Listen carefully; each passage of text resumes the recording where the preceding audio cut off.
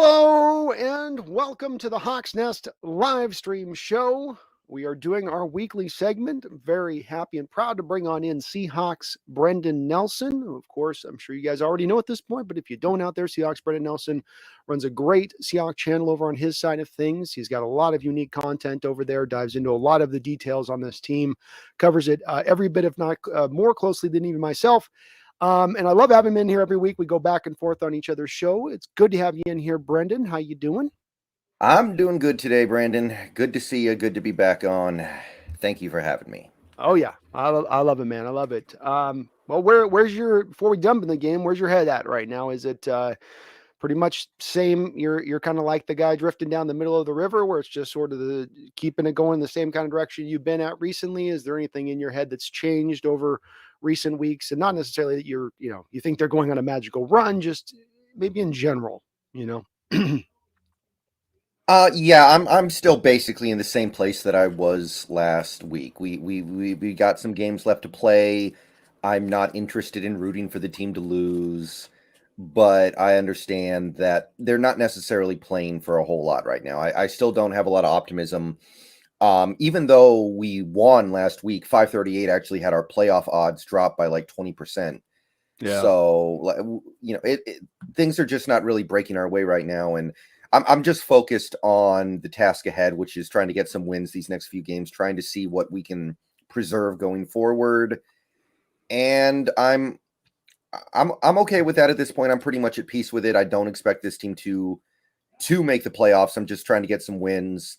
To me, the Rams are, for me anyway, they're the biggest rival for this team right Hmm. now Yeah. because they're the team that was good when I was really getting into football back about 17, 16 years ago.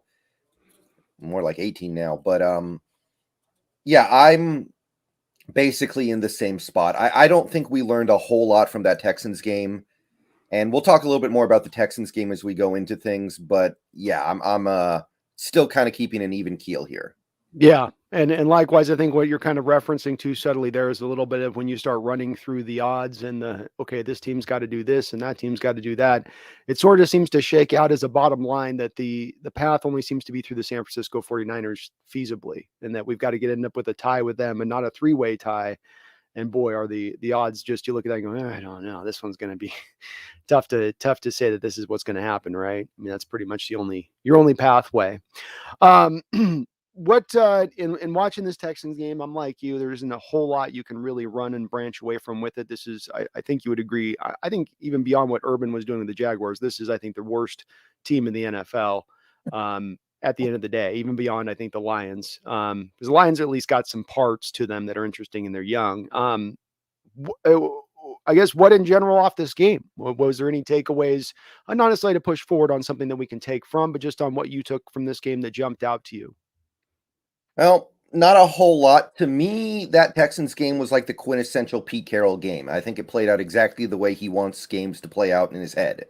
We ran the ball a lot, run the ball, run the ball. We did a lot of run, run, pass. A lot of our pass plays were shot plays. It looked like an old Seahawks game. It looked like from last year, the year before that. I saw a lot of the Schottenheimer stuff in that game plan, and some people were theorizing that hey, we're saving all the new stuff. We're not going to put any of that stuff on the tape because we're going to play the Rams. But we played that game before, and it usually doesn't work out well for us. We tried to do that last year, and we didn't have it. So I'll believe it when I see it. But to me, that was definitely a Pete Carroll game. Even on defense, you give a ton of yards, you don't get pressure, you don't get turnovers, but somehow you only give up the 13 points. 3 of those points were on special teams, and the touchdown was with the scripted plays, which we know about the scripted plays. Right. So it was a very Pete Carroll game. That's not something that I'm going to take a whole lot away from because I've seen that game a lot. I've been around for a while. I've seen every game we played under Pete Carroll. And I know how those games go, so that's not so interesting. Not that that's a terrible thing at all. Matty No. F. Brown tweeted yesterday that the Houston Texans have the worst run defense I've ever seen. And Matty F. Brown, he's a guy who really looks at the tape. He's a guy who really studies this stuff. He's like, I have never seen a run defense play worse than this Texans team. So you want to run the ball against them, and we did, and it worked really well. Yeah. But it wasn't inspiring to me in terms of like, oh, okay, now we can do this, this, and this when we go up against a better team. Yeah. Well, and not to try to put words in your mouth, but you're sort of intimating, I think, a little bit too of the lack of, you go from establishing the short passing attack against the Niners last week to coming back into this game like we talked about on your channel, that now you can beat this team on your shot plays and running it. And we talked about it. So we knew they could do that, but can you beat them with the short timing stuff and what this offense is truly supposed to be? And I think what you're kind of saying, not to put words in your mouth, but that we didn't see that last week.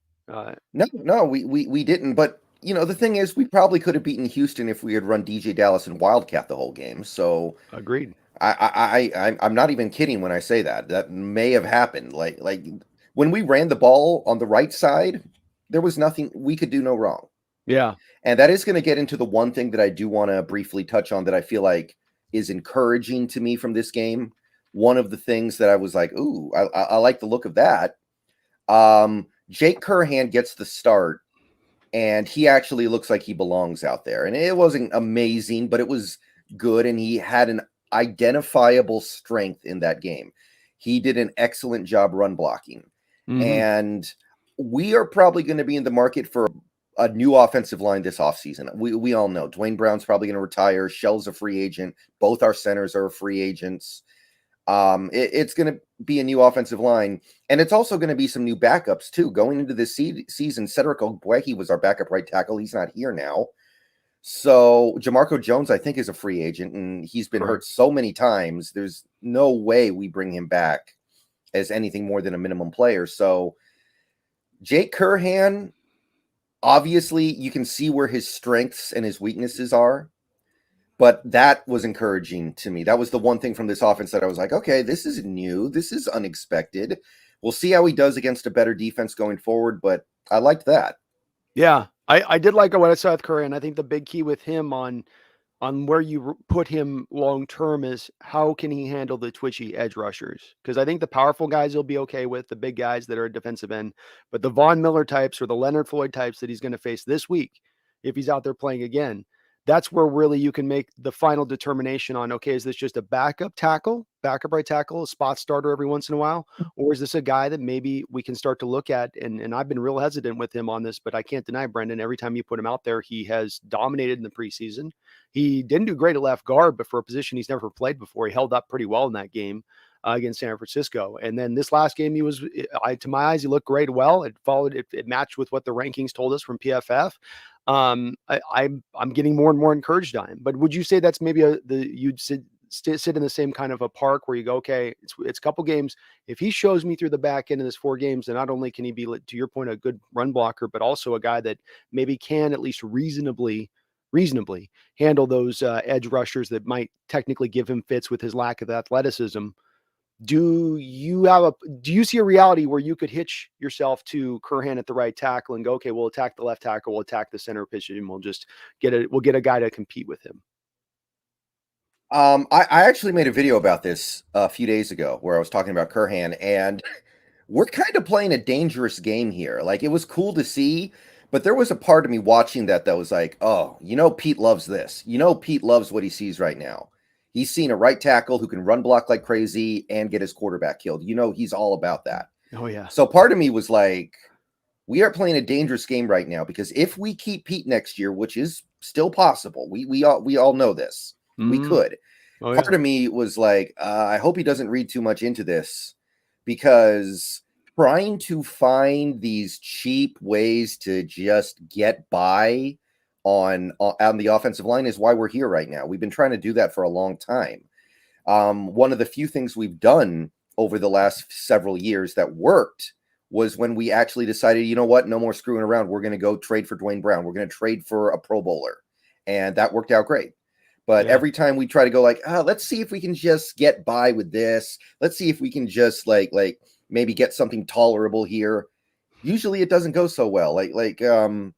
Sometimes it does go okay, but it never goes great. It never goes amazing. So I think you're right. It's mostly it's a lot of the Gabe Jackson or Luke Jokels or they get these guys in that are just kind of even Mike Iupati. It's like some of them are bad, some of them are all right. Nobody even really reaches the point of being just average when you factor in their deficiencies in pass protection.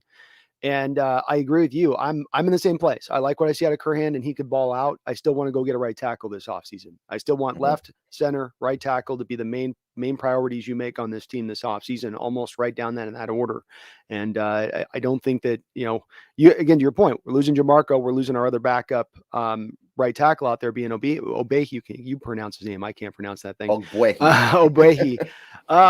But we are losing them. So at least you've improved you can look at it from baseline. You've improved your backup tackle position to me, with both Stone and with Jake. Now you can at least, the one determination you can maybe walk away with both these guys is, okay, we have backup guys here at these spots. Are they starters or the guys we want to rely on for a long period of time? No, but we've at least got that. That's battened down right now. We need to just get the front line guys and maybe a little more depth, especially the guard.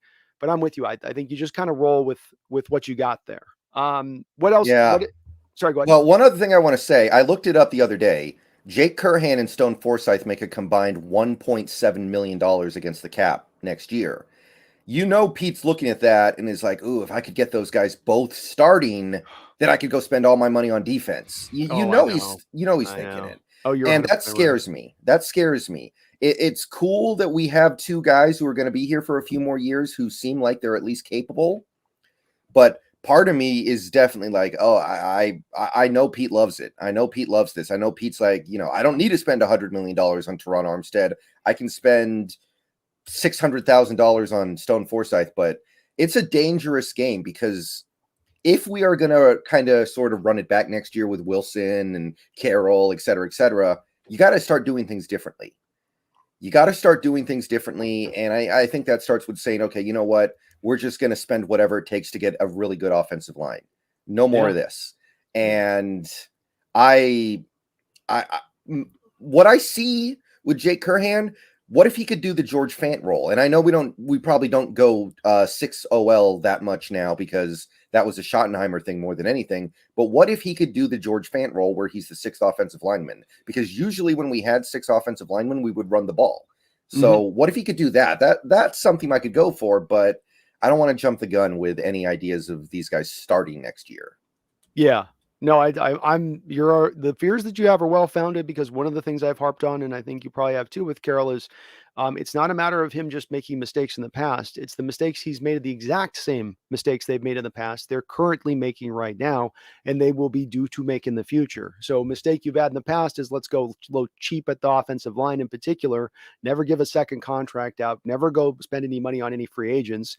And then you reap the whirlwind from that with your quarterback being battered and bruised throughout the course of a 5-6 year period. And so you've now had all that data and you ignore it all because your eyes suddenly get starry with two guys that they're playing better than you thought they would, but they're by no means going to have impacts at the position, in my opinion. That's really where it comes down to, is that we need impact at those offensive lines. You need to learn from your mistakes. And I would get fearful from the same way. It's well-founded, man. I really do think it's well-founded because he could go that direction, and you never know. It could get run back. We don't know. I've always maintained, Brendon, we really have no idea where this thing's going at this point. Left, right, up, down, Carroll gone, Wilson gone, blue pill, black pill. We don't know. I mean, you're making a bet. It's literally like it could be anything, 50-50 all the way down right now. And I wouldn't be least bit surprised if it kind of shook out that way. What anything else standing out to you from the game? The defense obviously brought us another good performance. Obviously, again, it's coming from the Texans. They got Brandon Cooks and nobody. Laramie Tunsil, maybe. Anything off the defense you saw that stood out to you in that game? Well, in terms of the positives, the main thing I'm hanging on is still Sidney Jones, because he continues to play effectively. And that to me is a big, big surprise.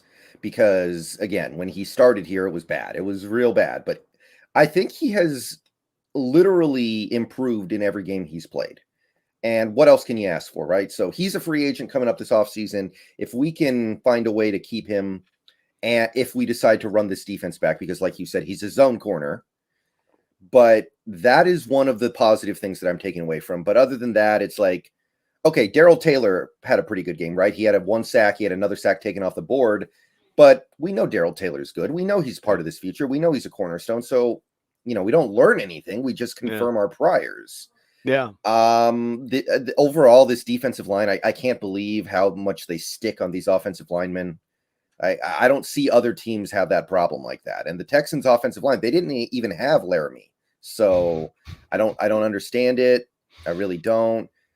Very little pressure, no turnovers. It's kind of business as usual for the Seahawks defense lately. They play good, but the greatness eludes them. And if you're going to spend the resources that you've spent on this defense lately, I want great.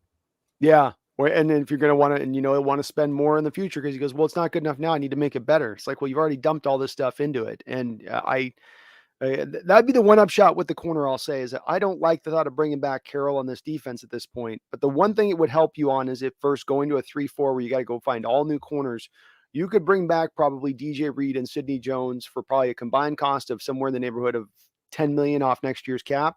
Have Trey Brown coming back and have a reasonable amount. You're not paying a lot in the cornerback position at that point. You can build on that depth. You can remain in your zone-based tendency stuff. You still got Ugo coming back for a final year before he goes, I think, to free agency. So you could at least kind of cobble it back together with the secondary relatively well if you win in that direction versus a schematic change that requires a complete overhaul and finding two new corners, if not more. Yeah, or you just run it back with Trey Brown and Sidney Jones for like $3 million and say, okay, Pete, you're the guru. Figure it out. Make it work. Because I think you could, if you think Trey Brown's going to come back at 100% to start next year, which we don't know yet. We'll see. That was going to I know that's the problem. Yeah. But suddenly that's not looking so bad. Or, tell Pete, hey, go make another reclamation project. Go find the next DJ Reed. That's the one thing he's done fairly well here. Even at the end, when Carroll doesn't seem like he can really do anything that well. He can do that.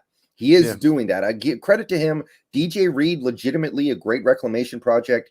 Sidney Jones looked like not a bust, but a disappointment everywhere else he had been. Then he comes here and suddenly we got something like that. That is legitimately good on him. So maybe tell him, hey, go do it again. Yeah, I and you touched the nail on the head with the Trey thing. I love Trey Brown. He's earned a right to be a starter on this team or be the first guy in campus, kind of the lead dog that it's his to lose. The problem I have is that trusting these guys that come off these serious lower leg injuries and then relying on that, all like we have at times with Rashad Penny and thinking him in for 2 straight years as a legitimate number 2 when he's been still carrying on those lingering injuries from the ACL. I mean, the calf strains and all this come from the ACL injury, where when they reset that ligament, it restretches the muscles around the leg. And that's why you get those corresponding lower leg injuries. We've seen that with Sherman, for instance, dealing with it from his Achilles injury still to this day.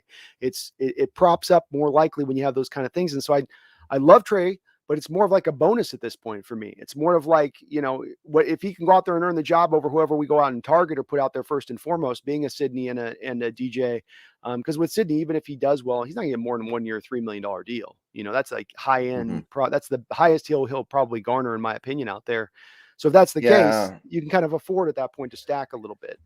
I think after Byron Maxwell, the NFL has kind of figured out that there are some of these Carroll corners who they're going to be good here, but they're not really going to be good anywhere else.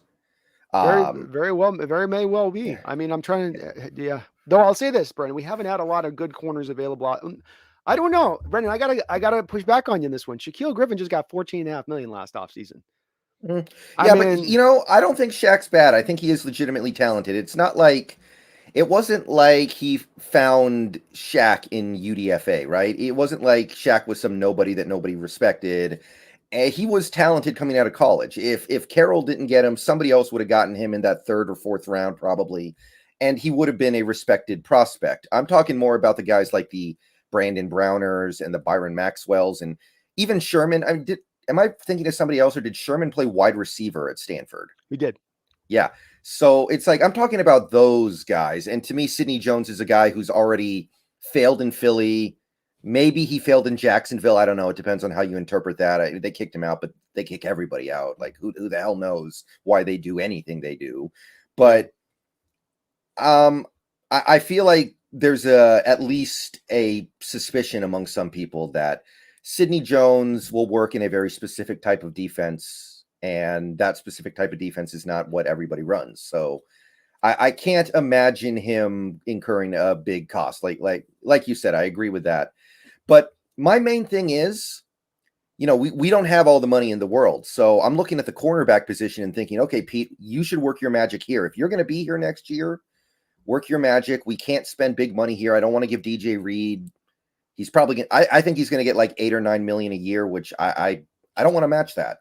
Let's go spend this money on the stuff you can't do, like get offensive linemen. Let's just go get somebody we know is good. Yeah. Armstead's my guy. George Fant is not a terrible option either, I guess, if it comes to that, because he's actually having a good year for the Jets. Yeah. Yeah, you'd be able to move. I mean, they've got their guy Becton coming back next year. So theoretically, because he's playing the left side for the Jets this year with Becton out. So you could theoretically make a play for Fant or somewhere else along that lines. I mean, it's an interesting, it's an interesting thought process on it. Boy, I'm with you. I don't think I can do the 8 to 12 million. The other thing you could do a defense, Brendon, that they've not done, which I've been calling for him a couple of years to do, which I think would help the corners out, help Carroll if he's trying to get by with lesser talented guys that are just very scheme specific. And that is, let's finally turn the pass rush into something ferocious. Yes, right? exactly. Let's actually get that quick pressure. Yeah, to me, and I know there were injuries that didn't help. 2020 was the year you tried to say, okay, forget the pass rush. Let's just load our secondary up with a ton of talent, because it was Shaq. We traded for Dunbar. We had Blair and Amadi, Jamal, Diggs. We were like, okay, let's just load up the secondary. Forget the pass rush. The pass rush will be whatever. We're going to bet on Bruce Irvin and Rasheem Green and whatever. And it didn't work. It didn't work. So now you got to go the other way. You were trying to zig when everyone else zagged, but you zagged right off the cliff. Or zigged right off the cliff. And the defense, it's not all defenses work this way. Some defenses work outside in. Ours works inside out. That's what the 4-3 under does.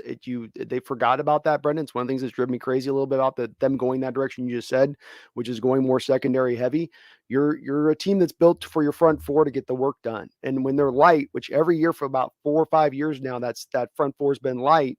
And they could have addressed it stronger, because that's the one thing in free agency that tends to exist all the way deep into the third wave of free agency, which is quality pass rushers. You're not going to get the creme de la creme, but you'll get guys that can generate reasonably consistent pass rush. And that's, I think it's the easiest solution on this versus having to spend all in that secondary. Being a guy, you could take the 8 million for Reed, go get another guy that's similar, maybe in Trey Brown's skill set out of college, get that 8 million on a pass rusher.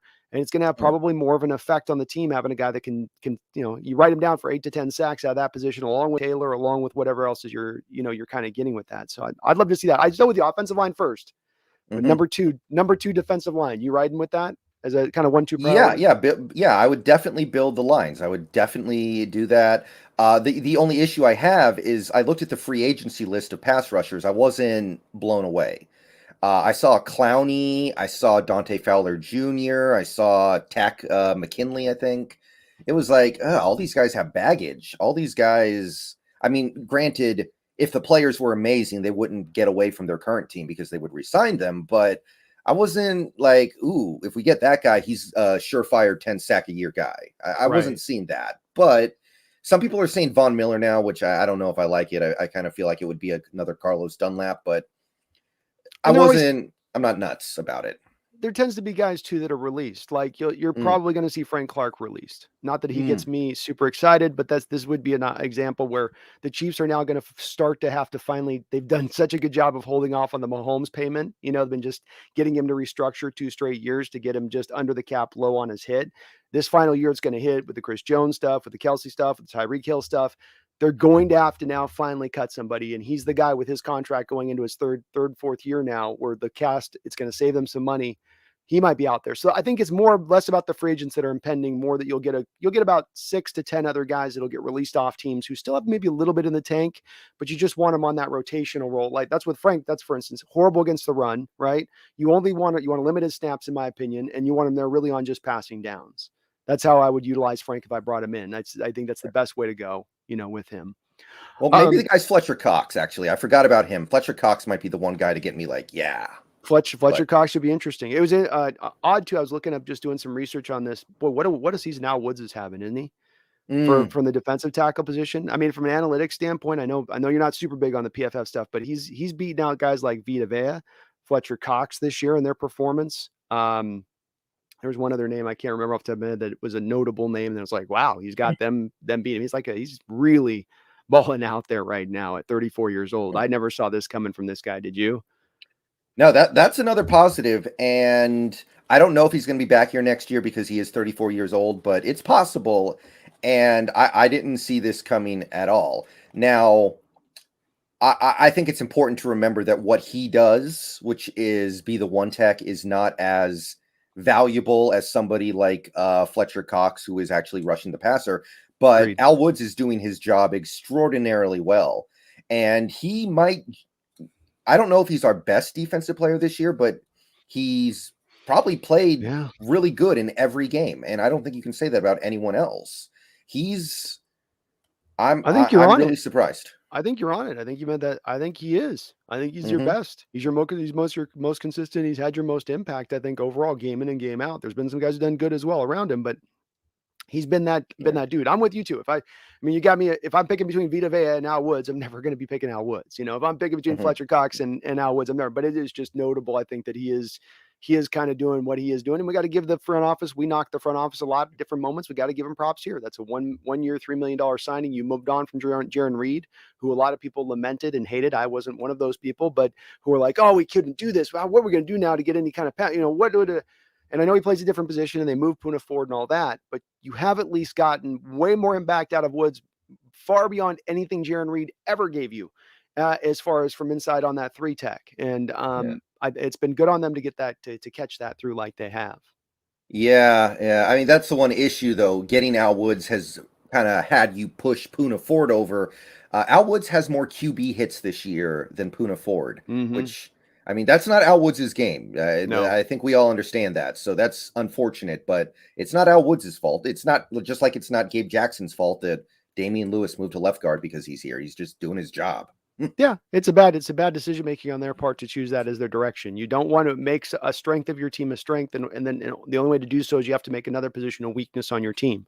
It's not a good roster building methodology or approach. And the Puna Ford thing was one that, I much like the Damian Lewis one, I was basically equally skeptical a little bit on both. I thought maybe Puna could work because he has a little bit, at least the prototypical size of what you would look for in some of the physical skill set in the three tech. But at the end of the day, it's not worked, and he needs to be sliding back to his one tech, which may be in itself a reason, you know, not to bring back Woods, because I think you do still have a year of club control with Brian Monet left. So Mm. that's two one techs at that Um, point. I don't think that's true because we gave him a qualifying offer last year. So Okay, I is think he? he's a free agent. Nevertheless, I think Monet will be back. It's not like he's going to get some monster free agency offer. It'll probably be Yeah, like 1 year, 2.5 million or 2 million. And why not? I mean, yeah. They just he's worth that. yeah, just give him the Al Woods deal you gave this year, and I think he's Hmm. also had to fight through some injuries this year. Monet Right. has, which I think's probably impacted him a little bit.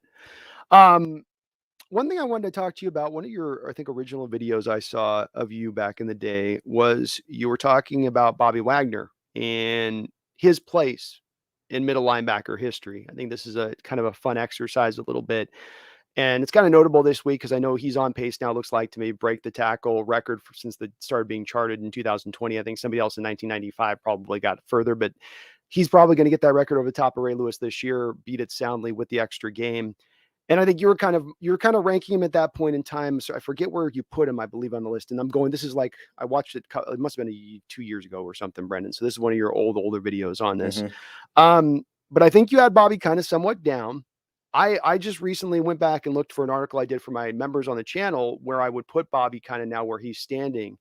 And I think he's creeping up into top 5 all-time middle linebacker in NFL history positioning. And I was wondering what your thoughts on where you think Bobby stands all time as middle linebackers.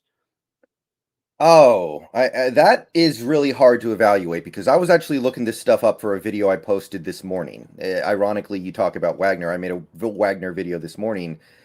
I was looking at like first team all pro selections, and Mhm. the two linebackers who have the most all time with 8 were guys who played in the 50s. Like one guy literally played middle linebacker and right guard. Right. Like, so it's really hard to evaluate him against guys like that. I think his name was like Joe Schmidt or some other name that sounds like Madden made it up or something. Yep. But um, I don't think he's as good as Ray Lewis. I don't think he's as good as Mike Singletary.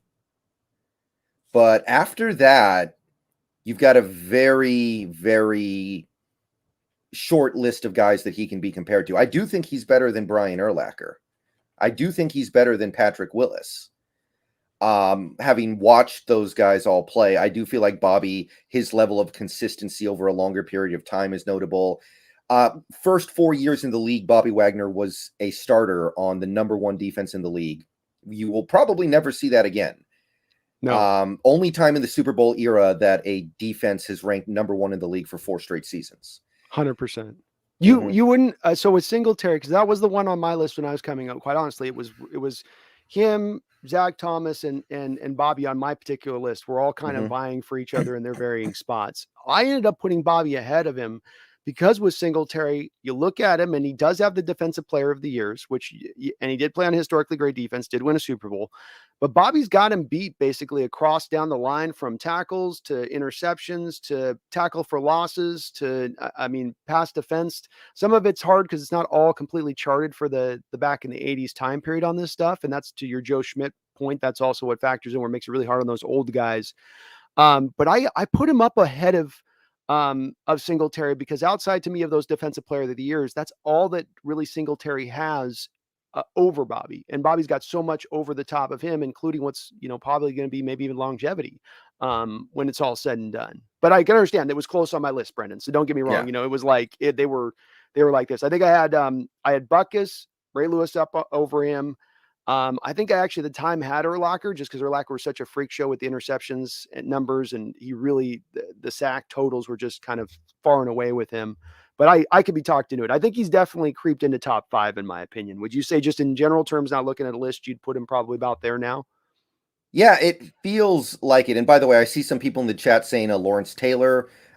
That's different. I'm not going to compare Bobby Wagner and Lawrence middle Taylor. Linebacker, guys, middle linebackers of all time. Yeah. We're charting it on LT was an outside 3-4 linebacker. So we want just middle linebackers is who we're looking at. Yeah, I do consider Lawrence Taylor to be the best defensive player of all time, but comparing him and Bobby, you may as well try to compare Deion Sanders and Bobby Wagner. They don't do the same thing. It's weird.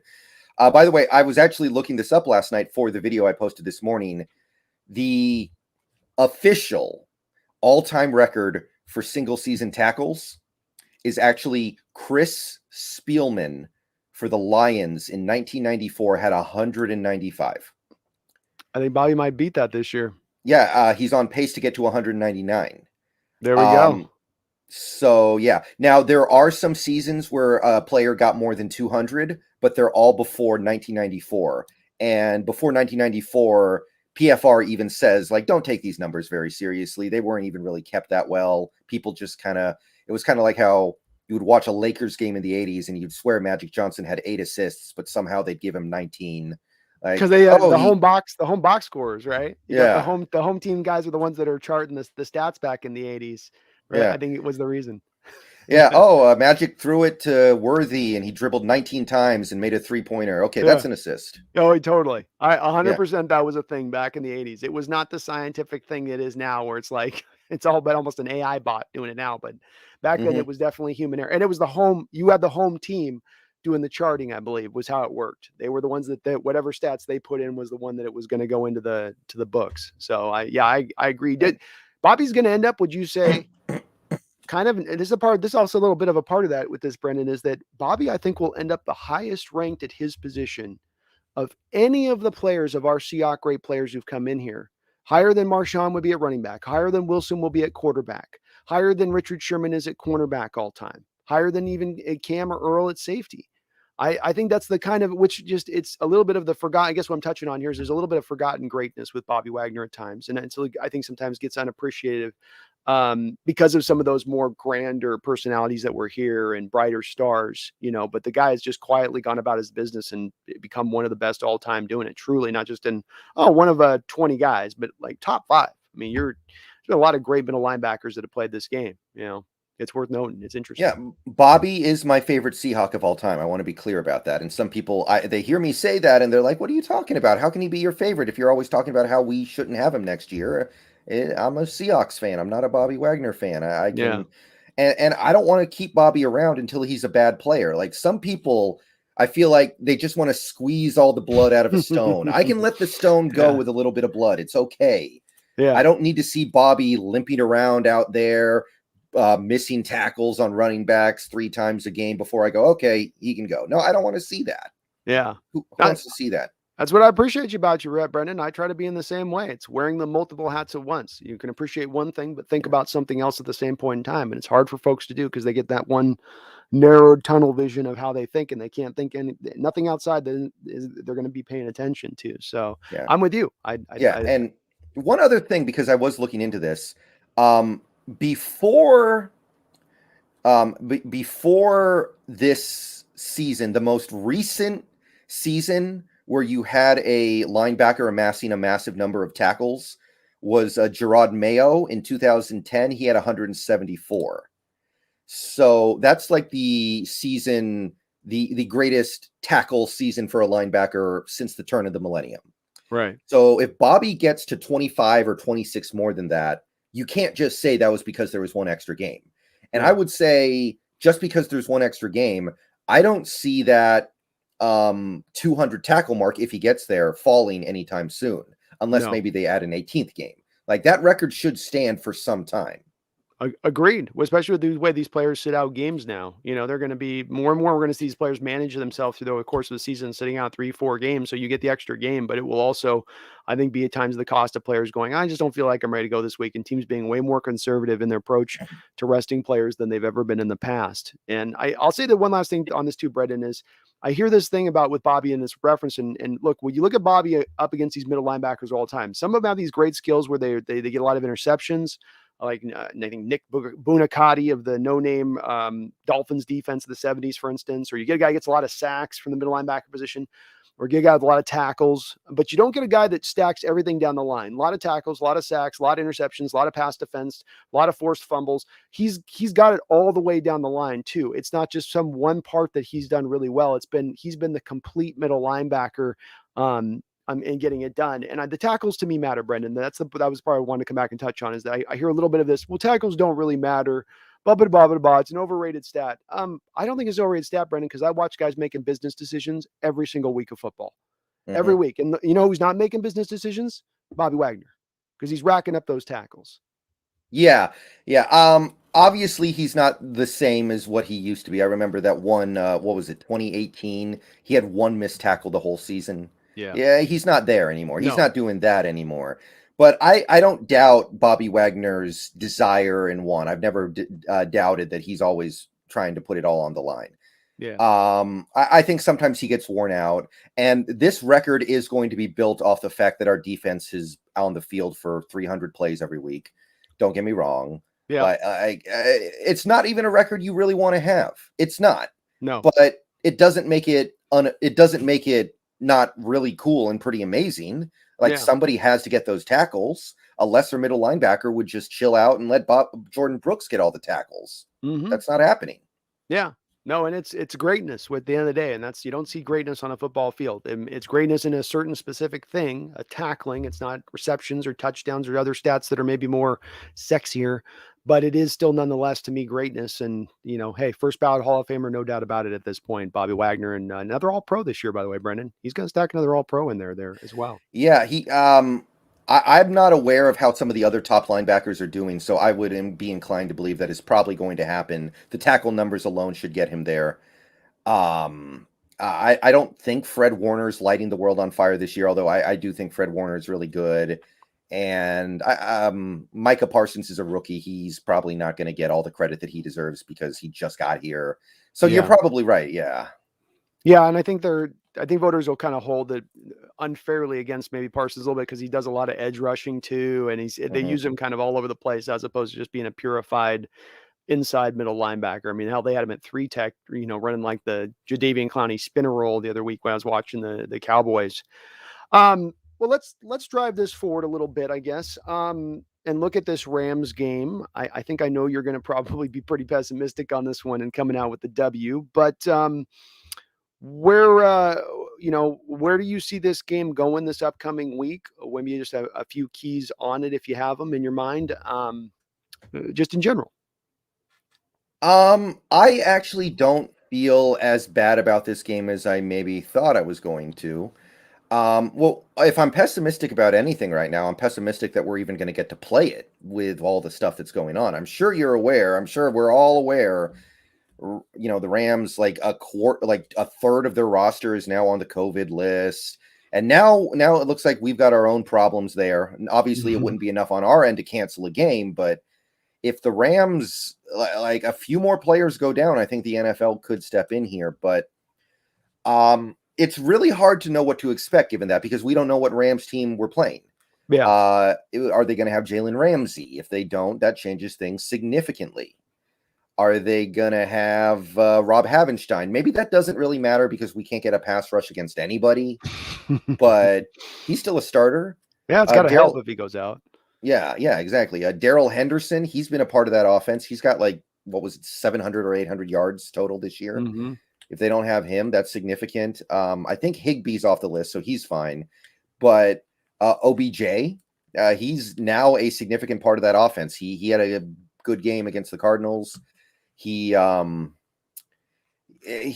definitely working his way into some familiarity in that offense. So it's hard to know exactly what to expect, what we're getting. We know we're going to get. Actually, I take that back. Aaron Donald's questionable right now. And I think he'll play, but he might not be right. And I'll take what I can get. That's it. I mean, any advantage we can get, right? We needed every bit of it, huh? Do you think this is a close game, or do you think that they eventually just kind of like they did in the last one, eventually kind of just end up, maybe takes to the third quarter, but they pull away when I know it's hard to predict because of what you just said, but just let's say that most of those guys are able to come back for them and they're able to at least field the relatively reasonable Ram team. Well, you know what? This is the last chance. Last chance. The previous games, we were sometimes referring to them as the last chance, but they weren't really the last chance. This is it. So You know what? The team hasn't quit, obviously. They beat a good 49ers team a couple weeks ago. They took care of business against Houston. They played fine. These losses have mostly been competitive. So I'm going to go out on a limb here and say they're going to fight hard and keep it close at the least. They're not going to go out there just to get smacked around and then just go in the corner and die. I think they're going to keep it competitive. I know I said that, and I think we both said that before the Cardinals game, and I don't really feel like the team showed up at all in that game, although agreed. It was kind of close. But I'm going to say the team gives us something interesting to watch. I don't know if it's going to result in a win, but I'm going to say the team shows up. I feel it. Yeah. And I wouldn't predict with what you talked about, all the moving parts coming into this game right now and making predictions of, I made a prediction yesterday, but it was just really almost just for fun and in the hope that maybe I could talk it into existence, as much as anything else. So it is hard to say. And again, we do have a lot, it's good time in here. Let me just post this really quick. We've got a little donation coming through. Thank you, Paul Third, for the $2 donation. I believe Collins and Lockett might be both in the COVID thing. Is Collins too? So no Lockett, no Collins. He says, I'm done with 2021. Well, we might still be able to, maybe Eskridge goes off, Paul. Maybe Eskridge balls out. I will say this too a little bit. This is one of those points where I'm sure you have this happen too, Brendon, where you talk to your chat, you have certain folks that'll be ardently against making a move. And this isn't you, Paul, this is other people that I would talk to in my chat. And there'll be a player you say, let's go get this guy. This could help the roster. And we don't need him. We're fine. We got this and we got that. And you go, are you sure? Sure we're going to be okay? And you look at this game. I know Odell's on the vid. Maybe he comes back. But if Odell ends up playing this game and then you're without Lockett, again, just kind of like when you sit in those positions, folks, and you go, we're good enough. We're good enough there. We don't need more. Remember these kind of situations. You need this game. It's a desperate game. You're fighting for your season. You lose your number 2. You don't have anything proven in Eskridge. Swain's been basically not good throughout the whole course of the year. Meanwhile, the Rams, who lost Robert Woods, have their Odell Beckham replacement ready in tow because they're all in on this season. They're all in on trying to win. And I just juxtapose those two to me, and it does stand out to me, Brendon, with some of those folks at the time when Odell was out there said, don't touch Odell. He's done. He's broken. He's not anything good anymore. He's not going to add anything. Why? What would you do? What would you need him for? Well, here you go. This right here. You know what I mean? Yeah, and that's not just for the receiver position. Like, Right. look at all the problems we have at cornerback right now. Blair is out. I think we dodged a bullet with Reed, but Trey Brown got hurt. To stretch it to defensive backs, Jamal Adams is hurt. Now, Gavin Heslop, I know he wasn't playing, but he might have played now because of all these injuries. He broke his leg. Like, Mhm. imagine if you maybe that C.J. Henderson trade or the Stephon Gilmore trade, or maybe it wouldn't have helped you then, but I kind of wish we had one of those guys right now. It I, might have I, helped. it's and this is all about for the future when we have these discussions in our chat where it's remember these moments. And Brendon, you talked about this with the Curhan thing when I asked you about whether you want to ride with Curhan long term. It kind of feels like a little bit of what we've been doing in the past, where we're just doing just enough at a position. Well, we're fine. We got just enough there. No, you need to go beyond just enough, just the beyond just a bare minimum, like with the pass rush. Oh, we lost Clowney. Let's get Benson Mayo and Bruce Irvin. And if you add their 2 sack numbers together, they actually had more sacks than Clowney. So that means that there'll be a better pass rush than Clowney, right? I mean, silly stuff like that, where it's no, Mhm. you need to hit this stuff. You need to really go hard in this day and age when you're going to go for it, especially when you're sitting on $13 million of cap space. But that's kind of another rant for another time. But And nine pregnant women can produce a human child in 1 month. We all know that. yes, exactly. Exactly. Well, so you think it's going to be close. I won't ask you for a prediction. Do you think we edge him out? Do you think Russell's got a little more magic left? Do you think the team's got anything left here to give you something? I'm just not there yet. I don't think we can stop Cooper Cup. That dude has turned into Jerry Rice all of a sudden, and he's the kind of guy who really could just have like 13 catches, 14 catches in a game, man, Boy, against us especially. have you ever seen a quarterback and receiver? The only one I can come to my mind is like T.O. and McNabb when he came over from the 49ers and their initial chemistry together when he got on the field.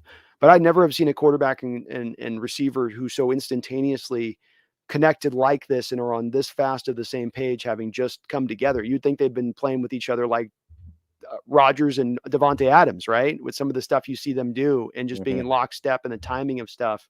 It's amazing, man. It is amazing. And Cooper Cup, the most unlikely, most unlikely guy to be leading the league in yardage and catches and I mean, Jesus, Yeah. you know, Somebody actually looked this up. The last player in any professional American sport out of Eastern Washington to do anything was Rodney Stuckey, who was a below oh average point guard for the Pistons for a few years. yeah, I remember Rodney. So it's been a while since Eastern Washington produced something of national note, but they've done it. They've gone and done it. Yeah, they have. I mean, he has been a good receiver up until this point, and he is. I mean, blowing. I watched that Cardinal game, and the Cardinals knew it was coming, and they just couldn't stop it. And they had him they put him in the backfield at times in shotgun, and then had him just leak out as a little running back at times in the game. And you're going, wow, they're just finding all these little creative ways. To just even when they know him, he's going to get it, they just can't do nothing about it. And you're right. They may even with no Odell, no Robert Woods, may not be no problem because he'll just throw it to Cup. He'll literally throw it to him like 30 times in a game and not even blink. Stafford, he doesn't care. I will say this game does come down with Stafford though, Brendon. This was proven out in the Cardinal game as I saw it too. He gives you 2 to 3 throws a game, man. 2 to 3 throws a game. He will throw you the ball. And whether you make those interceptions or not will probably decide whether or not you win that football game. And if you look at the last football game, right, I think we had 2 times. One, we made something happen on the Quandre Diggs interception in the back of the end zone where he was doing I've practiced against you a million times and I'm going to read your mind. I know what you're trying to do, Matt. The other one was the Jamal play where he completely lost word track of the ball, where if he just makes any kind of play on the ball in that situation, it should be an Mm. interception for him. And if he makes that interception, changes that game around and probably the complexity of the game around considerably. I think the same thing applies here. You get those 2 interceptions or 3 interceptions when he throws it to you, don't let him bat out of your hands and you actually pick it, you win this football game. But if you don't, he's going to do enough to probably beat you on the other end of it, in my opinion. Right, absolutely. Turnovers matter. Like right now, we have the fifth best scoring defense in the NFL, and people are getting excited about that with good reason. Like this defense, I think since the Vikings game is apparently the best run defense in the league over the last, I guess now what would that be, 10 games? Mm-hmm. So they're doing some things well, but if we had forced a few more turnovers and some of those close losses, you're probably looking at a few wins. And we don't have to have this conversation about how we've got this 3% chance at the playoffs.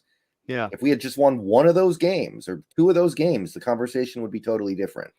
And you have to remember, and it is worth noting, they played well defensively. They're one of the best teams in the league at not giving up points, and that's what this game is about at the end of the day, not giving up points. But you can't not forget the fact that they also have given up the most passing yards of the NFL. They have given up long drive after long drive, which is on the field, and they have put the bend and don't break. I mean, they don't break, man, but they bend like a mofo. I mean, Hmm. they bend left and right down to where it's like that you're sure it's going to snap, and somehow they just kind of keep them into field goals. They're doing such a great job of keeping teams to field goals rather than touchdowns as well, which has been phenomenal on their part. I don't know. I kind of, Brendon, don't know how they've done it really. I know that's to the schematics of the defense to force offenses to do that, but I don't know how you can be so bad sort of defensively between the 20s and then just sort of kind of find your way at the 20-yard line and you whip some magical thing out to cause a stop or a turnover or a fourth down stop, whatever it may have been. It's a little bit of, I don't have as much an explanation for that at times in how they're consistently able to do that. Yeah, I want to know if there's another defense in NFL history that was top 5 in scoring and bottom 5 in yards. Exactly, right? I cannot think in my mind of any defense that even comes close to something like that. It's like if you give up yards, you might be good at stopping points, but you're going to be middle of the road 15th-ish, right? 16th to Mhm. 17th. You're not going to be like top 5. Those two numbers don't go together, It's like pineapple and pizza. Yeah. But to back onto the Rams game, that's the defense. To me, the most interesting thing is how are we going to play on offense? Because we just played a quintessential Pete ball game. Are we going to go back to something else now that we're playing a much better team that we know knows how to stop Pete ball? They're a Mhm. big part of the reason why we decided we can't do that anymore. They're a big Yeah. part of the reason why we did hire Waldron. They're a big part of the reason why Schottenheimer did leave. So I want to see how we play. I want to see how we approach this game. Pete said some things over the last couple of weeks that doesn't have me super encouraged. The announcer during the Texans game said, was quoting something Pete said during the week. He said something like, I want to run the ball 30 times a game. I feel like if we run the ball 30 times a game, we'll win, which I hate. I hate platitudes like that because they imply that every opponent is the same or similar. And they imply that I think it's just looking at the wrong things. You're And 100% then, right. yeah, Wait, just touch on this a little bit more furtherly because this is a base problem issue with Pete here. It's the simplistic minded approach, and it's not taking advantage. What if your opponent's good at stopping the run? What if they're bad at stopping the run? What if that makes no, never mind. I just want to run 30 times. Well, wait, you can end up running 30 times into a brick wall where what if they're bad in the secondary? It's an unintelligent approach, Brendon, which is why I think it bothers you, and it should. It's the part that drives us crazy about it. Look at this is again, you put this up against a guy like Belichick, who every week has a different game plan for every opponent based upon what their weaknesses are and their strengths. I mean, it seems like yeah, that'd be the exactly. no-brainer way of going about it, doesn't it? Yeah. Yeah. It kind of reminds me of like, do you remember the 10,000 hours theory from Malcolm Gladwell? Mm-hmm. It It takes was like 10 years 10,000 hours. ago. 10,000 hours Yeah. to get good at something, right? Yeah. He basically said you will become an expert level at whatever as long as you do it for 10,000 hours. And everyone thought it was true for a while and everyone followed it. And then a couple years later, they realized, oh, that's definitely not true. That's not even close to being true. Sounds good. Yeah. Yeah. But it's way too simplistic and there are too many. It's trying to reduce something very complicated down to something simple. Yeah. Like in a lot of games you run 30 plus times, it's because you had a big lead in the second half and you were trying to run the clock out. Like, yeah, okay, sign me up for that. Sure. I'm okay with But that. that doesn't mean that's the reason why you won. Like the Kansas City Chiefs won the Super Bowl 2 years ago. They didn't have anybody go over 500 rushing yards for them that season. Mm-hmm. Their leading rusher was, I think, LaShawn McCoy with like 480 yards, I think. I looked this up recently. Yeah. The Well, and Buccaneers last year didn't have a great running game either. there you go. They just Mhm. just enough. Do just enough with the running game. Make it just enough of a threat. But it's certainly not the strength of the football team. And again, it's a passing link, Brendon. He's saying this on the 30. And not only is it throwing out, well, what about your opponent's strengths and weaknesses when he says I want to run 30 times, but it's also going up against what is really where the river is running in this direction, which is it's a pass happy league, and you're trying to go upriver against the current by running the ball in a lot of respects. The Mhm. current's going this way. It's set up to make this easy, and you want to go do it the hard way, especially doing the hard way against a team that might have good run stuffing. I've seen you and I've seen it over and over the last couple of years, where we'll just hammer the ball up the middle against a really good run stuffing team and just keep doing it for three quarters, and then finally by the fourth quarter, go, okay, Russell, go do some magical stuff now, Mhm. magically figure it out, and it doesn't Right. work. Just does more. Right. Yeah. I mean, if we had like Lamar Jackson or Jalen Hurts, of course I would want to run the ball a lot because those quarterbacks have a drastic effect on your running game being really Mhm. good.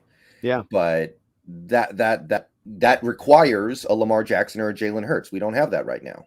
Requires you to be able to run the read option and have that quarterback actually keep it and be a threat to keep it, which Russell Wilson has long stopped being a threat in the read option game. It's part of what drives me crazy with us in shotgun so often. I don't know if you saw it. Brett Coleman just had a great breakdown on Seattle and shotgun versus under center stuff. And it's like everything out of shotgun right now is a pass. It's no threat to run, and every team knows it. Every team knows it because Seattle knows that the read option isn't there like it was before with the threat of Wilson. So you're all the teams are going to do is just get up on the running back out of read option, which most running backs don't love to run out of read option because they don't get that build up speed you normally get. Mm.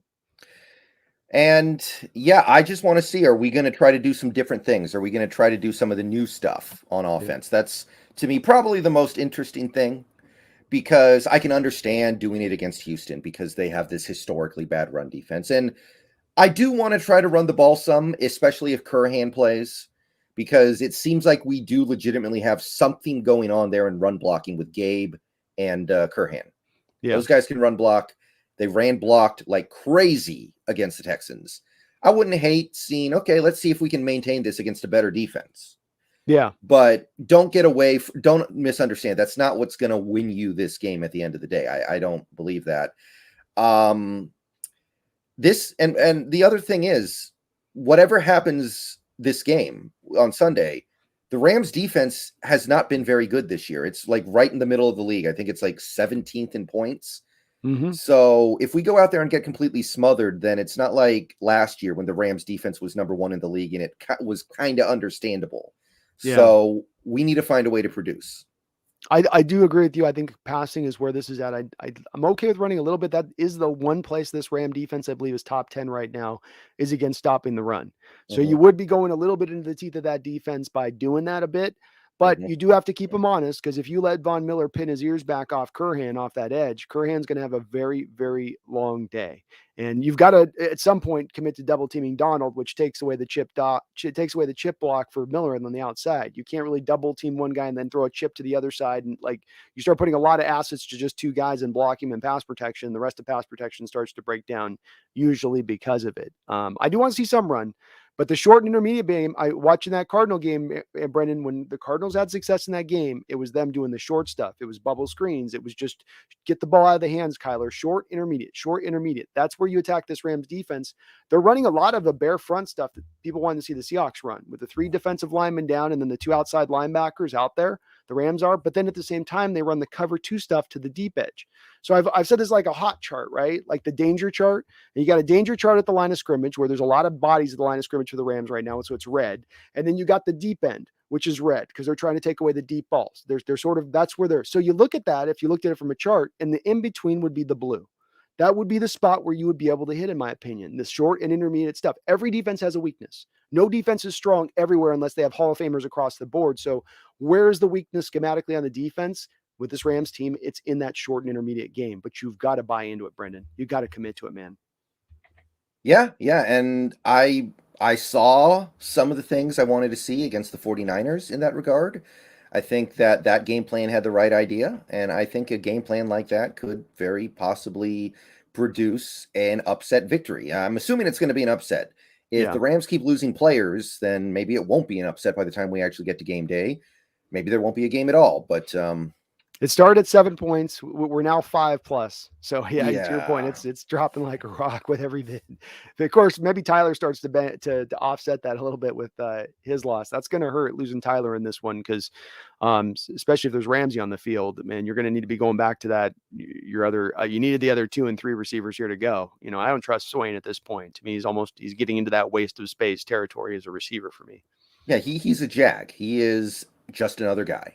Yeah. Just like Rasheem Green is just another guy who, by the way, is making a contract year push all of a sudden. He's getting like multiple pressures in every game. Don't fall for it. Please. No. Rasheem gets to go bye-bye. We've given him 4 years here. He's not going to get us anywhere, but he won't even get past 4 sacks in the season as his top in 4 years. I'm good. I've seen enough. And they've given him so many snaps this year, Brendon. He's played so much in this, so much football. I'm good to go with it.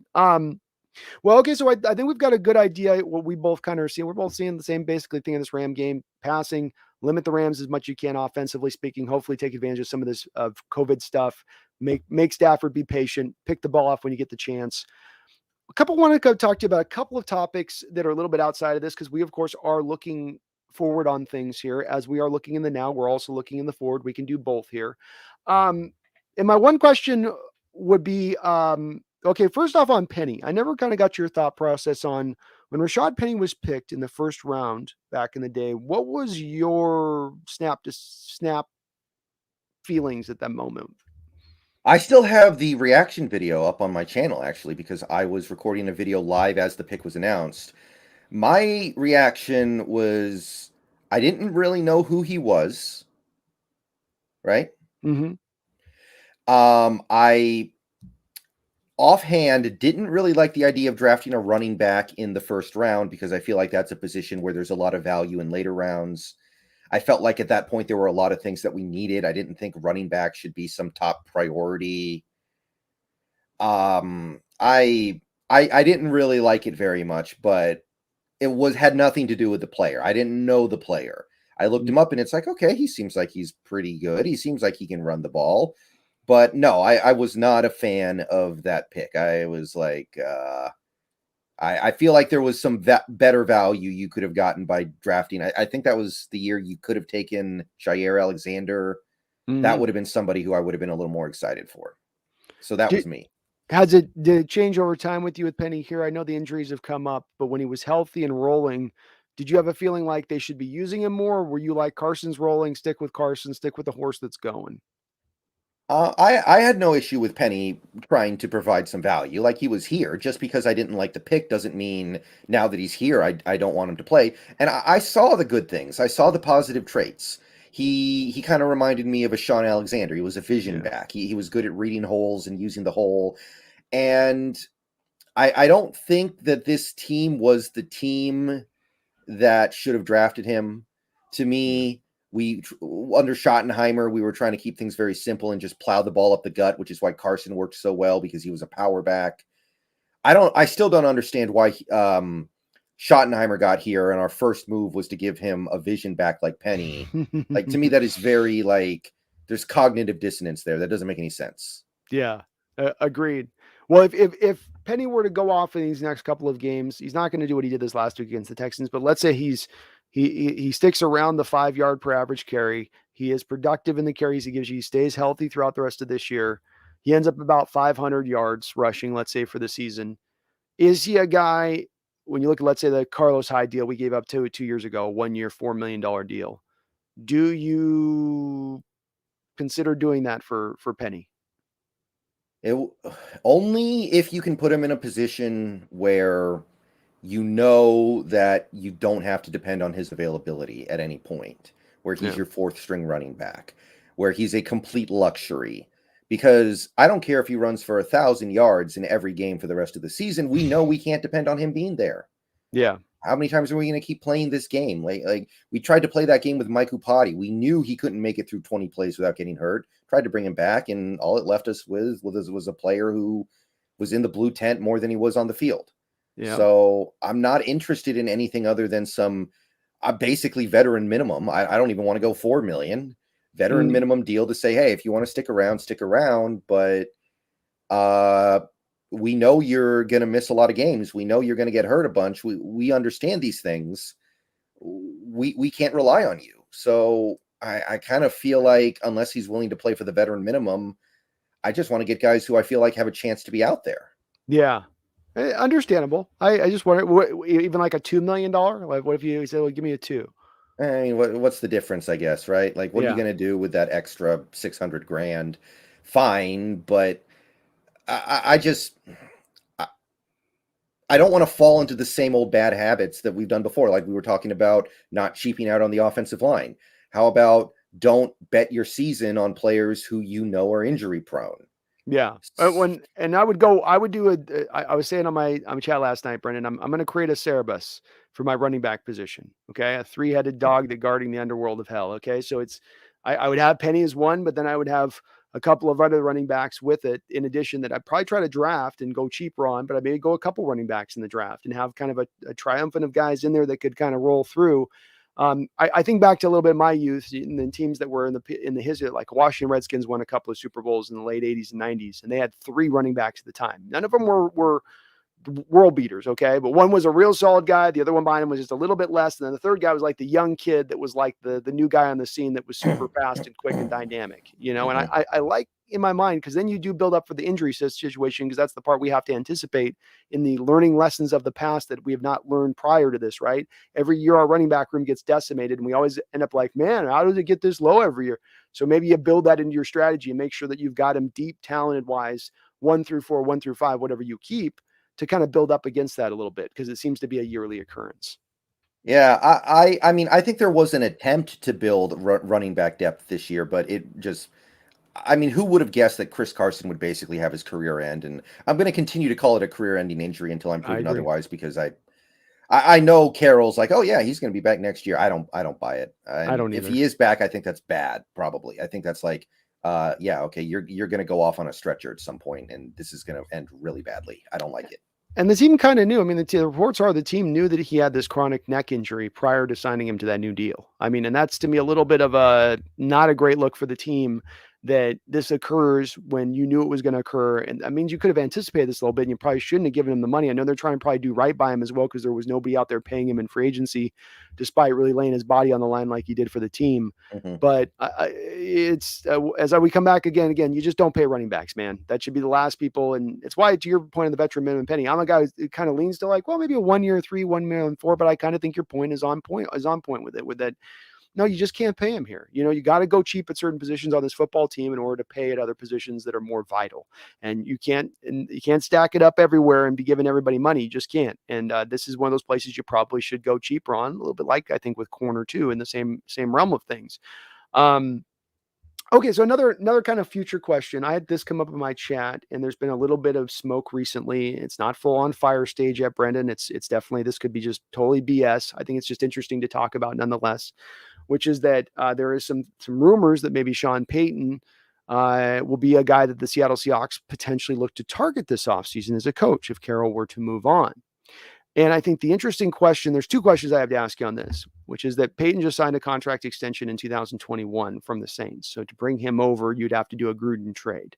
The Gruden cost in that trade was 2 first-round picks back in the day from the Oakland Raiders to the Tampa Bay Buccaneers.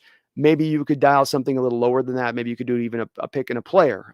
Let's just say for the sake of the argument here that it's a first-round pick that is the cost to get a future first. This would be a 2023 first round pick. And I would want it protected by the Brendon, by the way. So top 10 pick protected, which I know is not normal in football, but there's a lot of unnormal things being done in football right now that have been outside the box, like the Browns renegotiating with Odell to create them some savings to make sure he didn't get claimed on waivers. You can get creative any which way you want in football. It just requires some imagination. If you can go get Sean Payton this offseason, keeping Russell in tow, giving up the first round pick, do you make that deal? I would feel a little better about it if you could then trade Pete Carroll to the Jaguars for a second round pick. That would help. That's what they were saying last night. Sorry, Brandon. They said that in my chat last night. They go, well, can we just send Carroll to the Jags? And then yeah. In my stream last night, I think it was a Daniel W, who I think is in your streams as well sometimes. He was actually suggesting the idea. He actually was being serious. He was like, that team needs somebody who can build some culture, a leader of men, somebody who is likable, somebody who isn't a complete scumbag like Urban Meyer. But I would probably be willing to do it, because a coach like that is more valuable than even a good young player at the end of the day. Like, I think we've all learned the value of coaching in recent times. Mm-hmm. Oh yeah. Not that Sean Payton's the best coach in the league, but maybe that's what you have to do in order to land that guy. Maybe you're thinking like, okay, we can't swing for the fences right now because Wilson's about to be 34. He'll be turning 34 next year. We got to get somebody who we know is solid. We got to get somebody who we know has a good offensive mind. Got to get somebody who we know has done this before. Mm-hmm. I don't hate it. My gut tells me, though, that this is all just crap getting blown around, and the Saints are not going to let the best coach they've ever had, and arguably the only good coach they've ever had, go. Yeah, I agree. I've been hesitant to believe, especially coming on the heels of the contract extension, that something is coming down the track here with this. I mean, just 2021, he signs it, and then they're going to move on. The only thing maybe I wonder a little bit is it with Peyton looking at the situation like, man, this needs a full team rebuild. We're 40, 50 million over the cap next year. We're not going to be able to fix our problems here anytime soon with this football team. It needs to be taken down a lot like with our Seahawks to the studs at this point. You have reached the end of the road as far as your window goes. I wonder if maybe that could be a little bit of a factor with it.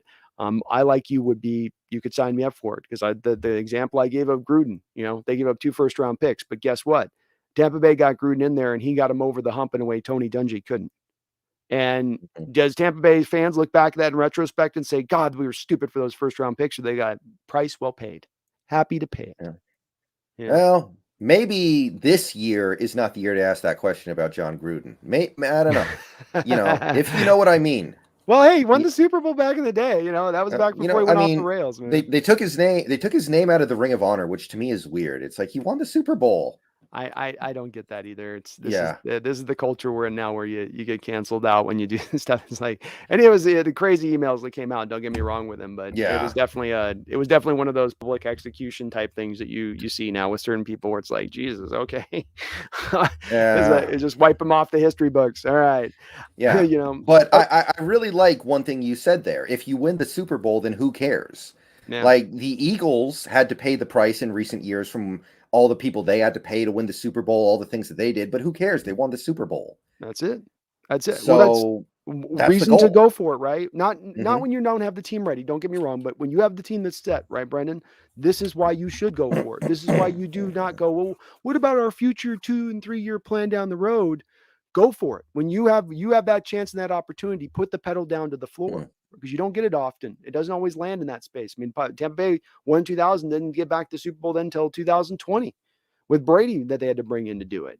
I don't think they won a playoff game between the Super Bowl and then, actually. I agree. I believe that I don't think they won anything at that point. They went through like 6 coaches, I mean, it's hard. So go for it when you have the chance. You never know when you're going to be back. It's why I like what the Rams doing. It's crazy. They're going to pay a price for it. But at the end of the day, you got to appreciate what they're doing, where they're all in. They're not caring about tomorrow, Yeah. I mean, there's risk involved in most things you do, but that doesn't mean you don't do it. It's like having a kid. Having a kid is a risk, but you still decide to do it anyway. That's right. And I don't know. We take some risks, right? Like the Jamal Adams trade was a risk. I'm not going to pretend that wasn't a risk, but that was a risk taken. Go all the way. Here's where that's to me the difference on. You're right. That was a risk. But where you take the risks is from a point of aggressiveness and taking advantage of things. You don't do it from a point of desperation. And the Jamal Adams trade was facilitated because you had not dialed in your pass rush for a second straight offseason. You went too light in addressing it in free agency and trades and draft, you relied on LJ Collier the previous year. Then you did the same thing with Darrell Taylor getting the rod out of his leg. And you made that same, and it caused you into desperation to make the trade. And desperation trades usually end up having you get your butt burned for it, whereas I don't know that this was a desperation trade for the Rams to go for Von Miller or Odell. It was aggressive. It cost them the sun, moon, and stars, but was it desperate? I mean, you had Leonard Floyd as one of your edge rushers. You have Aaron Donald. You're pretty good there. You were stacked at the time with Robert Woods, Van Jefferson, Pupu Atwell, Cooper Kupp. I mean, you're okay there, but they were building on strengths, which it's just, I appreciate more as I look and watch football as we go along, more and more of those teams that can really, hey, let's go for it. Let's do this. Let's not be scared. So here's a question to you. This is a little red, blue, black pill with coaches for you. Okay. You can make that trade I just talked about with Peyton for the first round pick, move on from Carroll, keep Wilson. You can bring in Mike Tomlin, but Wilson's going to want to go to an offensive minded head coach. So you lose Wilson. Or the third one was Harbaugh from Michigan and Wilson goes as well. If you have your 3 picks of those those possibilities, who would you take? I would probably do the Peyton thing. I'm not big on the Harbaugh thing. To me, Harbaugh is a guy who knows how to coach once the talent is there. I don't know if he's a guy who can build a team.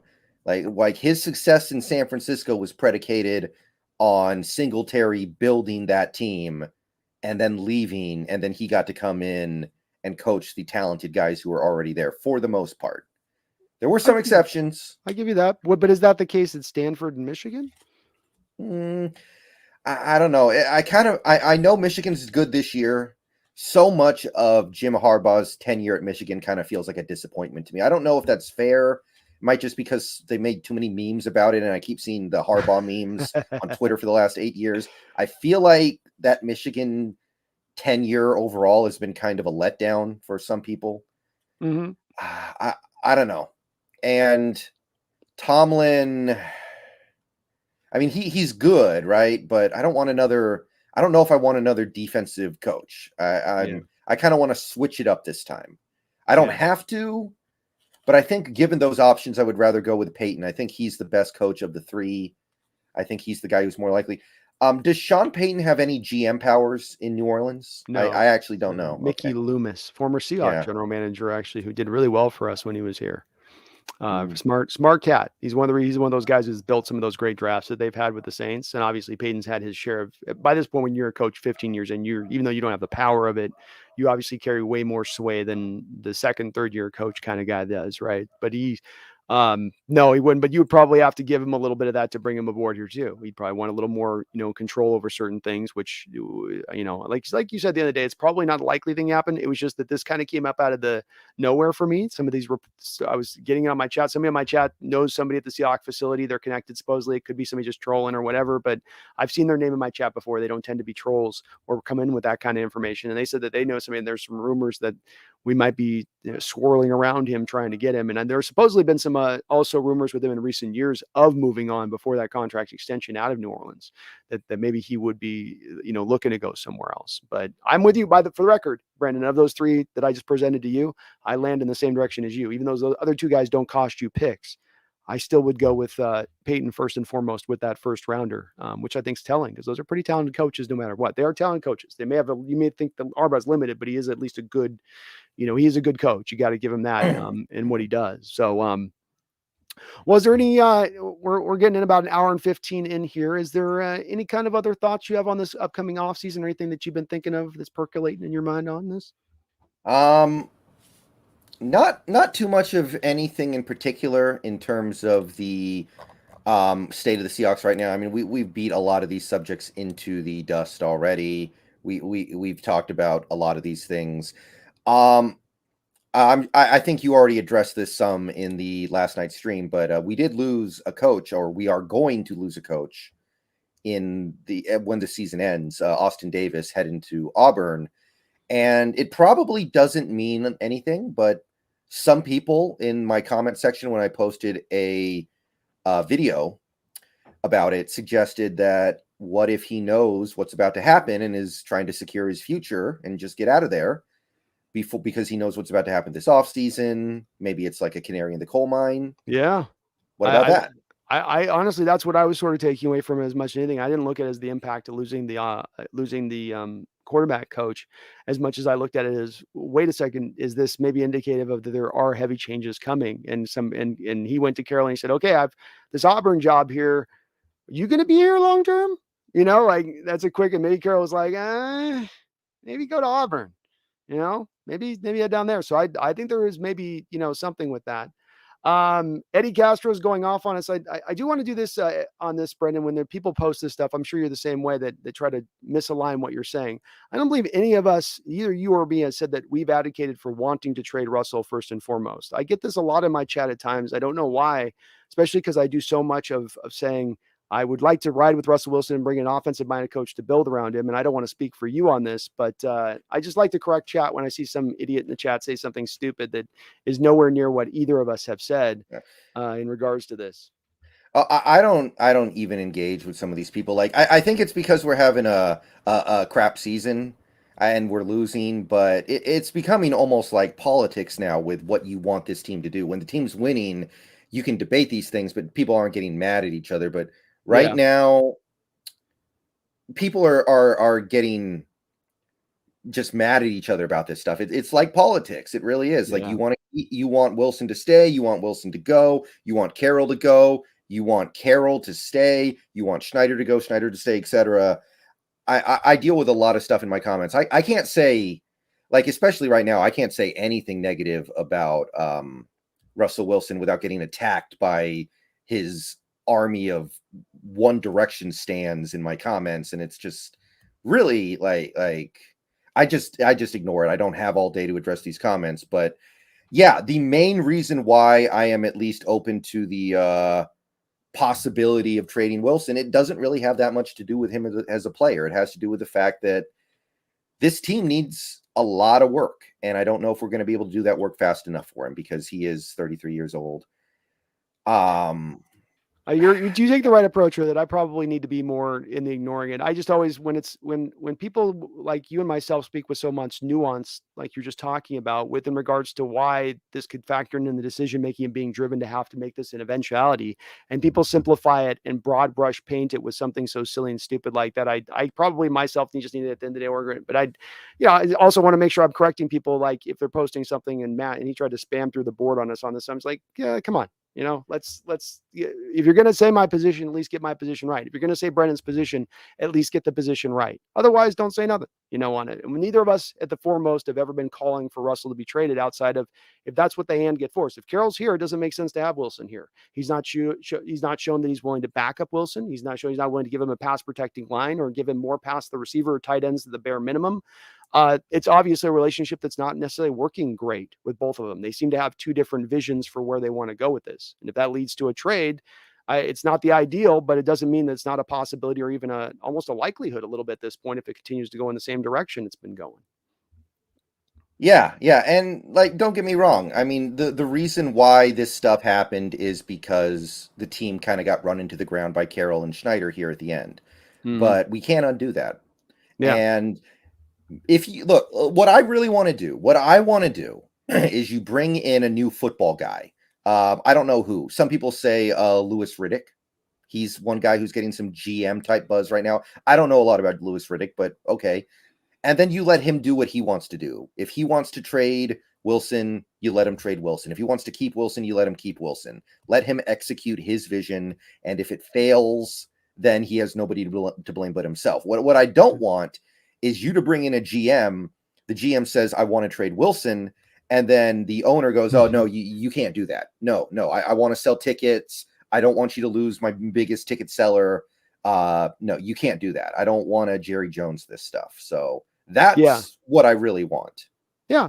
Just be smart about it. Don't be locked into something that this is absolutely we have to do. Let's do what's the most intelligent, what may of that, what is, required of that. That's where we both, I think, stand, because that's what's going to bring you back success, is not hampering somebody, but allowing them to free form and you bring them in to do the job you've hired them to do.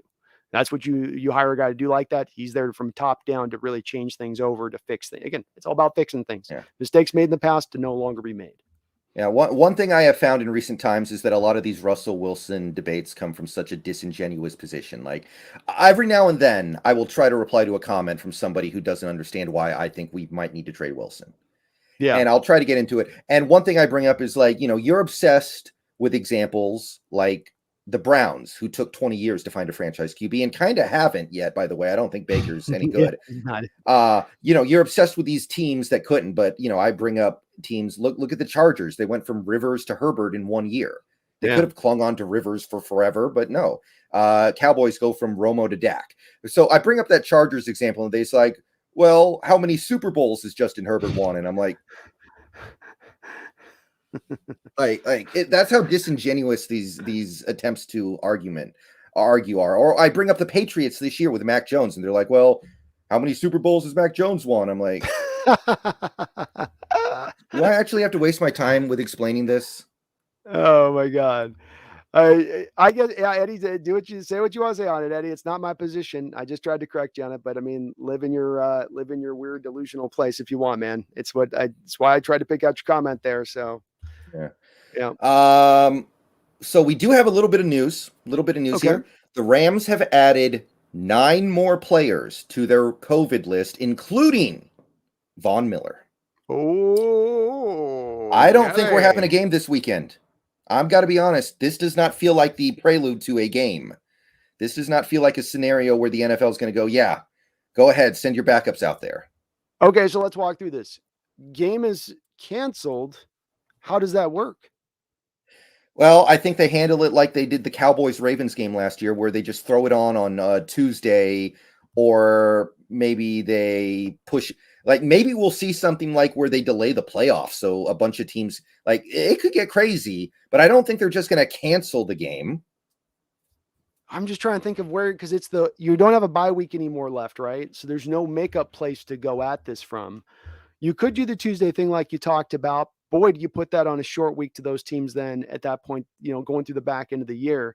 But with that said, that's really your only outside of you lose the bye week before the Super Bowl and then try to go that route with it. I mean, I guess that's the only way, but they've not done through this whole, I mean, even though last year, remember the Broncos situation, they had no quarterbacks, right? But they still made them go out there and play the game with a wide receiver at quarterback through the whole game last year, which that's why I'm like, would they cancel it? I mean, they seem so in like you're going to play it. And if your people get the vid, then it's because you did something wrong or you broke whatever. And so you just have to deal with that as like a de facto punishment or something, Yeah.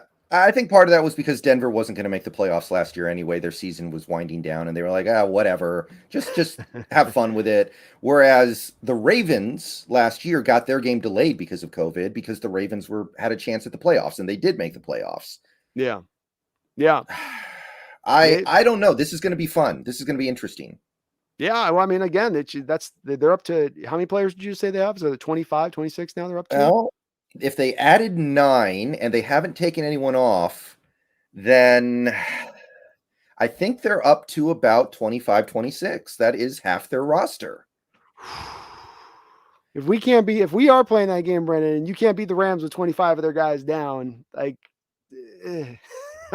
I say this as we weren't able to beat Cooper Kupp without DeAndre Hopkins, no Chase Edmonds, no Justin Pugh. I'm probably forgetting like 4 or 5 names the Cardinals were missing in that game that we played them at home. But I mean, God, you've got to, if they're down 25 guys, we got to get the win, Yeah. I mean, in fairness, it looks like they're still, I'm not seeing like Stafford out. I'm not seeing Donald out. I'm not seeing Cooper Kupp out. If I see that, I'll be like, okay, glorified scrimmage. Let's go. But yeah. Not quite there yet. Yeah, yeah. I agree with you. They may do something. This is starting to get to a lot of names where if there's a number that could push it, this is the type of number that could push. I mean, you get to almost half the roster. It's like, what do you expect them to do? They literally cannot field a full team out there in the football field at that point. You can't go sign 10, 12 guys off the street suddenly and make do with it. Not this time of year. I've probably not 12 guys to be signed off the street. So, well, we're an hour and a half in here. I guess let's maybe kind of wrap this up a little bit. Anything else kind of on your mind right now? Just anything, maybe just turn it over a little bit?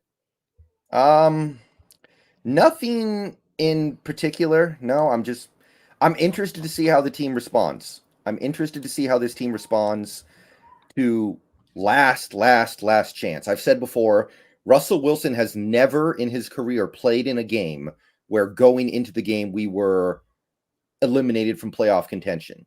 Mm-hmm. And part of the reason why is because he's been able to win some of those desperation last chance games.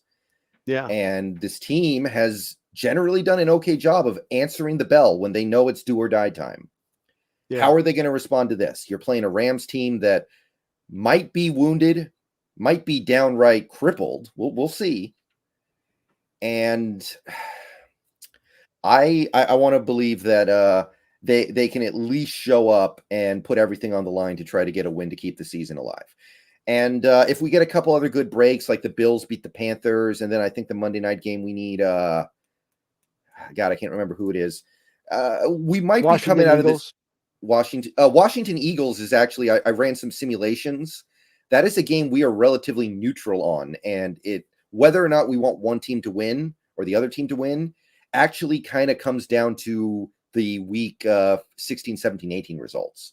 Okay. So isn't it better for one of them to go out, because they both play each other twice, Washington and Philadelphia, before the end of the game? Doesn't it better if one of them dominates those two affairs as opposed to splits them? Yeah, I think so. In the simulations I was looking at, it was slightly better for us if Washington wins. I think it's because they have the tiebreaker, so they may as well take one of the wildcard spots. And that way we don't have to be like Philly's there and Washington's there. That's what I'm guessing. Right. But then we also have the Niners Falcons, and that game's actually relatively neutral as well. I ran the simulations. it didn't change anything that much. Who won that game? I Hmm. think it's because Atlanta has a super easy schedule the rest of the way after the Niners. So we Okay. might actually want them to lose this game, and then we need the Niners to lose to the Rams. I mean, it's all like loser math, right? I mean, this is Oh, all it is. like, It's so many, and it's so many teams. Usually, it's like one or two teams that you're doing this with, but it's like we have 5 teams in on this mix, and it makes it even harder. And you get down on the tiebreakers pretty far on some of this stuff, especially when you get to like three-way ties on things. So it makes it even more complicated for what goes. But no matter what, I think Brendan, I do follow this point. If we win out, my tendency to believe, I know that's a little bit of long odds that we'll probably get in the playoffs if we just win straight out through. the odds are not in our favor, but that is something that can shift. I mean, this week, another game that matters, Tampa Bay is playing the Saints. We need Tampa Bay to win. We need the Saints to get pushed out, which is very likely. Mm-hmm. And we also have Vikings Bears on Monday night. If the Bears could pull that out, push the Vikings down a little bit, suddenly it's like, okay, I think that if we win out, the odds will be slightly in our favor. But I'll talk about that after we beat the Rams. We got to win this game first, Yeah, right? it's Like very it true. would This is our be, toughest game here. Yep. yeah. Like, are we really going to sit here and get all excited? Oh, the Bills won. The Washington won, and then we lose to the Rams. Like, no, I'll Yeah. get excited when there's something to really get excited about. And this is the toughest game, I think, on the schedule remaining, especially now knowing the Cardinals are already going to be without DeAndre Hopkins in that next game in the 17th game of the season. And you don't know where they're at as far as if they're playing for anything either at that point. So this does remain the game where Rams are playing for something. They're still trying to make sure they get their stuff done. And they've been the toughest matchup for you. I agree with you. They are a rival right now, and they play us really, really hard. He has Carroll's number. So we'll see if maybe we can twist this over and turn it around for once here in the first over a couple of years period. And we need this win, man, bad. I will say I'm impressed as well, Brendon. The team has fought. They've not given up. They haven't looked great all the time, but it's not been from lack of effort or them not being given all they've got in the field to try. They haven't tuned out this coaching staff or just completely looking for Cancun vacations. Where are my tickets? They've been in on playing every game this year. They've been even the Washington game, even the ones they play bad. It's just sometimes lack of execution, sometimes bad schematics, sometimes bad play, but it's not from a bad effort. Would you agree? Yeah, I mean, we still haven't really gotten blown out yet. I think we've seen some bad effort at moments, but if you look around the NFL, you're going to see that stuff sometimes from every team. These are not robots. They don't give 100% effort on every single snap, no matter how much we would like them to. No Yeah. matter how much we sitting at home might think that we would if we were in that position, we probably wouldn't either.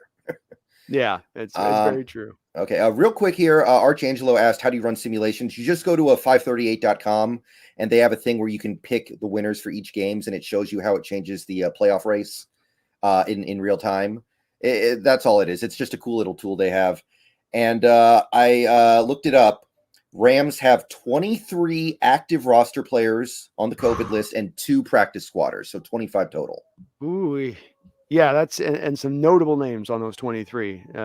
Starting offensive line, starting receiver, starting cornerback, starting one of your pass rushers. So that's a significant list. Safety, I think, is on there. One of their starting safeties, I believe, is on that list as Sebastian Day Joseph is one of their starting. I don't know if he starts, but he does play a lot at defensive tackle.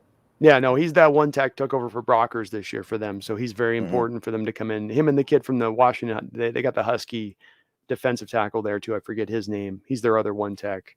Remember I know him? who you're talking about. Yeah. Is that one guy they got? So he's okay. I mean, he's a guy. He's not anything, super special with it. So, well, it'll be interesting to see how this plays out, Brendon. I'm hopeful, man. I'm hopeful this team fights. I'm like you. I'm very interested. I'm interested because of my Seahawks team, but I'm interested to see what this team shows us on this Sunday. What do you got up your sleeve? Do you lay it all on the line? Do you go out fighting? Do you go out being aggressive? Do you do everything? Nothing left in the chamber, clear it all? Or do you come out and try to just sort of, play not to lose a little bit? Like sometimes they can kind of do a little bit. So I hope they come aggressively with this, Brendon. You got nothing to lose on this. Like you said, the odds are long no matter what happens with you in the Rams. So again, why not go down swinging? Why not go down throwing haymakers, right? Mm-hmm. Yeah, fake a punt again. Let's fake more punts. I'm telling you, I want one trick play a game. They work at like an 80% rate with Carroll during his career here, and at the very least they'd be an incompletion, but they're fun to watch, and we seem to do them pretty well. It catches teams off guard when you do choose to do it. So we'll see where it goes. Well, Brendon, you are awesome for coming on to my channel here every week, man. I really appreciate doing this. I love talking shop with you on this, and hopefully we can get this going. But thank you so much for coming on board here. Thank you. The pleasure is mine. We will be doing this again next week on my channel, and then we'll alternate back to your channel, and we'll probably keep it up through the off season, at least some, because this is going to be a very interesting off season. I'm game, man. I'm game if you are. So Mhm. if you're down to do it, especially, I think we should do something around deal with the draft times and stuff like that. So maybe we'll go live on free agent day, and as free agents are happening on the breakdown on the as they're signing off the board, we'll have the 10th amount of most cap space. Without we'll be doing something. We may not buy sign the guys we want, but we'll be signing somebody Mhm. in that respect. Well, thank you so much, Brendon. You're awesome for coming on the channel. And again, if you've not been subscribed over to Brendon, go over to Seahawk, Brendon Nelson's channel. He does some great content over there. Go please subscribe over to him, the channel. He's doing a great job. Excellent growth over you for this year. You've been killing it as always. Thank you so much to you. And guys, look, it's going to be long odds. He said it. He said, man, the odds, the calculator doesn't look good in our favor, but do not lose the faith, folks. Keep that faith. Don't you forget either. And even in that faith, go Hawks. Go Hawks.